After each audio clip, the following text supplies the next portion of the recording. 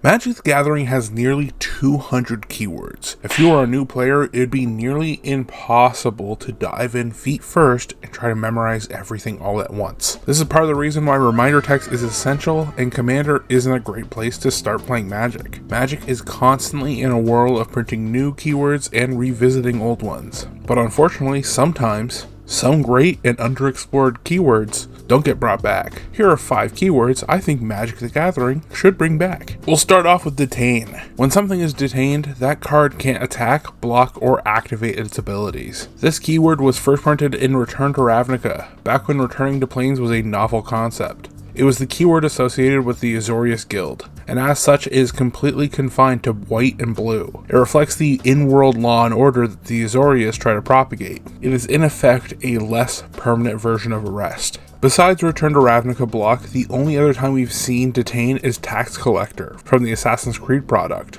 Now don't get me wrong, I don't think this keyword is necessarily great, or at least it hasn't been in the way it's been used.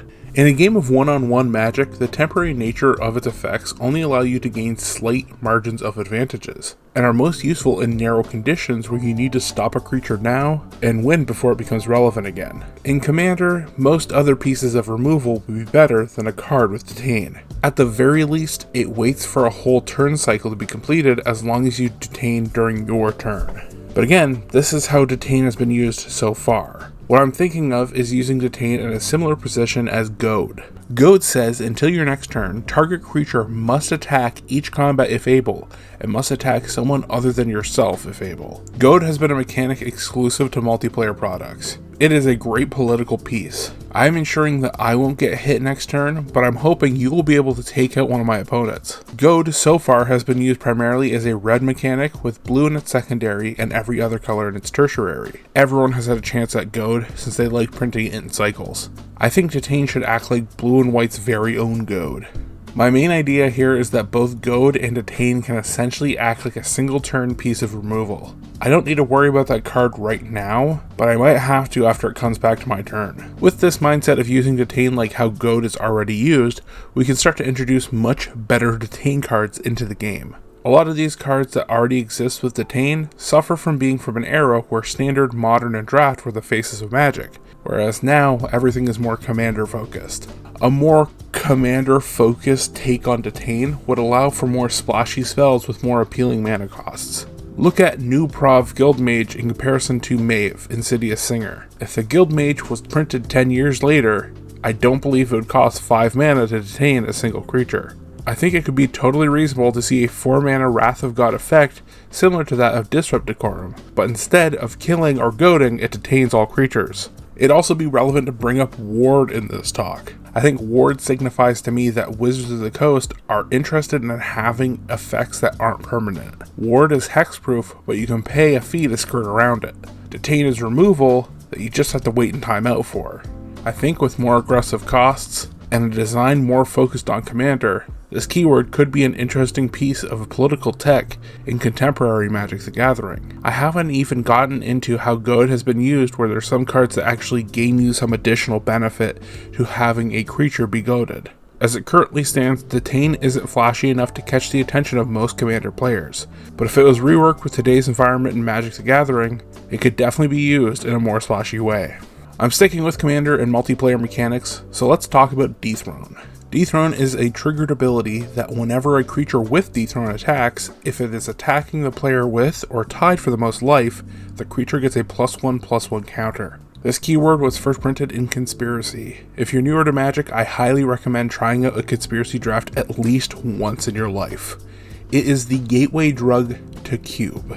Conspiracy was a set designed to be drafted, and then you'd take your deck and play a multiplayer game of Magic. This set was crazy. There were tons of cards that cared about actions taken during the actual draft, and there was a massive emphasis on cards that affected the politics of a game of Magic. And that's how Dethrone comes into this. It's a keyword that only really works in a game with 3 or more players. It showed up mainly in blue and red, but does have Marchesa, who is the face of the mechanic and introduces black into the mix. She is a super cool commander. One of my best friends had a Marchesa deck for a time, and it was all about dealing damage to yourself so you're never on the throne, and sacrificing the creatures that have the counters on them to make some big value plays that black and red have. only for Marchesa to bring those creatures back so you can do it again. It was even especially gross because if he didn't do that, his board just became so much harder to kill. Since Conspiracy was released in 2014, we've had one additional card printed with Dethrone with Park Heights Maverick in the new Capenna Commander product. I think Dethrone should be brought back and used more often because it's healthy for the game of Commander. One of the biggest problems or concerns that a lot of people have with the format is that games can last forever. Games are meant to end, and this can be both an early game and a late game problem. It's turn 10 and some people are still at 40 life. Well, that's because no one took the opportunity to attack them on turns 1 through 9. Another problem that tends to plague newer players is threat assessment. I know I should attack, but I don't know who. This keyword makes the decision easy for players. It's early game, no one has done anything to necessarily warrant them being attacked, and you don't want to spend too much time going through all of the logic of who you should attack. By default, Dethrone tells you just go after the person with the most life. Sure, if you have the most life, this doesn't trigger, but you can always build around that. I also like this mechanic because besides the newest card from New Capenna, this keyword is exclusive to the colors that don't get +1/+1 counters very often. I'll always be a sucker for an under-supported part of the game getting more support. But this also means that in formats like Commander, it dials back how likely you are to do things that are absolutely busted with these counters. Or if you do pull off those absolutely busted plays, it's at least more deserved. A return to Dethrone could help both newer and older players alike with threat assessment, while also providing deeper support to an underexplored archetype. Next up, it's time for me to be totally self-serving with this list. Extort is absolutely my favorite keyword in all of Magic, and we desperately need more cards. Coming to us all the way from Gatecrash as the Orzhov Syndicate's guild mechanic, Extort is a triggered ability. Whenever you cast a spell, you may pay an additional white or black mana to drain each of your opponents for 1 life. Important that this is the old-fashioned drain, where at a table of 4, everyone loses 1 and you gain 3. It's not this new-fashioned drain where everyone loses 1 and you gain 1. I hate that new one. It shouldn't even have the nickname of Drain. It's also important to note that Extort is weird with Commander. Extort asks you to pay a white or black mana, but doesn't put a white or black mana pip on the card itself. Any mana pips you see in association with Extort are strictly reminder text, meaning you could run this card in a mono white deck or this card in a mono black deck. And if they happen to release a card that was red, blue, and green with Extort, you wouldn't necessarily be put into white or black's commander color identity. As I said, Extort was the keyword associated with the black-white guild on Ravnica, and as such, the vast majority of cards with Extort are from Return to Ravnica block. Since then, we've seen one-offs here and there, with Life Insurance coming from Streets of New Capenna, Syndicate Heavy coming from the Clue crossover product, and Sorin of House Markov coming from Modern Horizons 3. We've even received a card from Alchemy with Extort. Listen, I don't have much to say about Extort, I just really like it. As I said with Dethrone, games in Commander are meant to end, and there's no better way of slowly yet surely bringing a game to an end than by slowly killing everyone. It's not a direct attack, I'm just using my mana. The ultimate goal in a deck like this is to throw down an Exsanguinate or a Debt to the Deathless while everyone else thinks they're still playing a game of Magic. But Extort is a great way to set that up. This is also the perfect way to whittle your table down and close out games while keeping yourself in the lead just a little bit. Not to mention, Magic has found so many ways to weaponize life gain. All the pieces really come together when you start throwing some Extort cards in there. And I just really wish we had more toys to play around with Extort. Extort is caught in this weird area where it wasn't really strong enough to be good in Standard, definitely not strong enough to be good in the eternal 60 card formats, but then just doesn't have the critical density to necessarily work in Commander. And I feel Magic owes it to us. We got a single card with Extort in Streets of New Capenna, but when you have a whole set based around crime families inspired by the Mafia crime families of the 1920s and 1930s, there should definitely be more than a single card with the keyword Extort. I understand that they did it because it's a 2-color keyword in a world of 3-colored factions, but come on. You know what? Years ago I made a video that was an open letter to Wizards of the Coast begging for a Magic set based around cowboys. This is my new open letter to Wizards of the Coast. Bring Extort back in a meaningful way. Like at least 10 cards in an actual set. Please, I beg of you. I think Extort works really well in Commander without being overtly super overpowered, but still strong enough for the effects to feel worth it. I'm sticking with Orzhov. Haunt was their mechanic from Guild Pack, so our original trip to Ravnica. Haunt showed up on 10 cards. When it's on a creature, it says whenever this creature dies, you exile it, haunting another creature. When it's on a spell, when this spell resolves, you exile it, and it haunts another creature. Haunt is like pseudo enchantment auras, except all of these enchantment effects are that they trigger on the haunted creature dying. They've basically designed every creature with haunt the same way. When this creature enters, it has an effect, and then when it dies, it haunts something, and when the haunted creature dies, you get the same effect as the ETB. They only printed 10 cards with haunt. We have a very small pool of cards here. Haunt as designed so far has been balanced in a way where you essentially get to cast the card twice, and as such, they have to make the effects kind of weak. It actually reminds me a lot of Cypher. Cypher, you get to cast the spell, then it too acts like a pseudo aura enchantment that you get to cast again if this creature ever makes contact. R&D knows that if you let a card work twice, it can get out of hand. So instead, you get a bunch of cards that are overly costed for what they do and often only result in getting it once. Congrats, you paid 4 mana for a 2/3 that will blow up an enchantment with potential upside that it will blow up another enchantment. Like seriously, some of these are just awful. 5 mana for a 1/1 that comes in with 2 friends, but you get the potential of having 2 more 1/1s. 1 mana to gain 2 life in most formats, but ooh, you get to pay 1 mana to gain 4 life in Commander. And you might get to gain 4 more life if you jump through a couple of these hoops over here. 6 mana for a humility effect until end of turn on a 4/4 flyer, and if you play your cards right, there will be another turn where you get to do this again. That's one of the better ones. That's the problem with this mechanic. The better ones are still not that great. So I think Magic should go back to the drawing board and address this.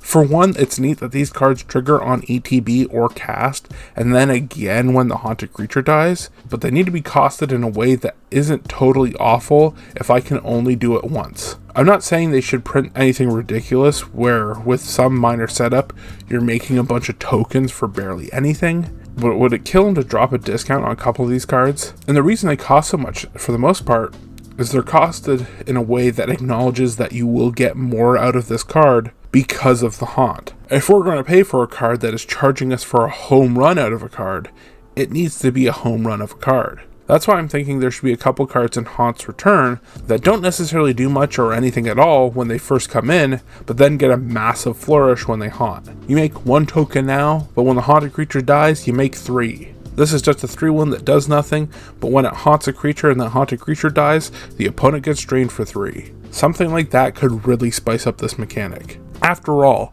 to trigger haunt, you really need to jump through some hoops. You're going to need removal in some degree that you can reliably and consistently use to knock off haunted creatures, or else this whole keyword just falls on its face. If I'm jumping through this many hoops, I want to be rewarded for it. The juice needs to be worth the ghost-flavored squeeze. And I strongly believe Magic could revisit this mechanic and do something really cool with it, especially in the Commander era of the game. And now probably my wildest one to end out this list is Echo. Unlike most keywords that I've already talked about in this video, Echo has over 50 cards and has appeared in several sets. Echo cards come with an additional cost that must be paid on your upkeep, and if you fail to do so, you have to sacrifice this creature. Obviously, this is a massive downside to any creature, but I want to flip it on its head. The way Echo originally worked was that it was quite literally the echo of the original mana cost, and after they made the change to alternative costs, a chunk of cards still kept up with this tradition. I think this change is where I want to start. If we can move from echo cost being a quite literal echo cost, then we can move from echo cost being an inherent extra cost to echoes being some sort of benefit. Rather than echoes having to be an inherent drawback, I think echoes could be some sort of extended ETB trigger. When this creature comes in, it deals 1 damage to anything, but if it survives to the second turn, you get to deal an additional point of damage. I like this approach because you get to maintain the flavor behind it, and there being an actual echo, but this way the effect is actually playable in this Commander era of Magic. You could even play around with this for scale. So that original example is just 1 damage, but if you wanted a mythic version of this, you could do something where the echo gets stronger. When this creature comes in, draw a card. When it comes around to the echo, you get to draw 3. That's probably the least interesting design for this, but you get the point. The effect is no longer a restriction, but a reward for keeping this creature around. You put a target on this creature, and if no one has a response to this after the full turn cycle, then you get rewarded. It's a 1/1 for 5, but if it survives to my upkeep, I get to take an additional turn. Something crazy like that. At the very least, if you wanted to keep the echo cost closer to the original, they can get creative with it. My first thought is like delayed evoke. Evoke, you pay one cost just to get the ETB and no creature, or you can pay another cost to have both the creature and the effect. Have your cake and or eat it too. With Echo, I'm thinking it could function similarly, where the creature has an ability that triggers when you pay the Echo cost. Here's a 2/2 for 2, and when you pay the Echo cost of 2 mana, you get to deal 2 damage to another target. I've been playing too much red recently. The most recent cards with Echo that we've received are Orcish Hellraiser and Rakdos Headliner, which show 2 other approaches, although one is just another drawback with some potential upside. My point with all this is that Echo could be a lot cooler and could still function in Magic in the Commander era. They could do some really cool things with it, but instead it's mostly retired. And there are 5 keywords that I definitely think they should bring back. This is the end of the video. I do a thing around here where if you're watching this within the first 24 hours of this video going up, I will respond to your comment. If you're interested at all in keywords that Magic should never touch again with a 39.5-foot pole, check out this video on keywords Magic has stopped printing. Thanks for watching. Don't forget to bolt your birds.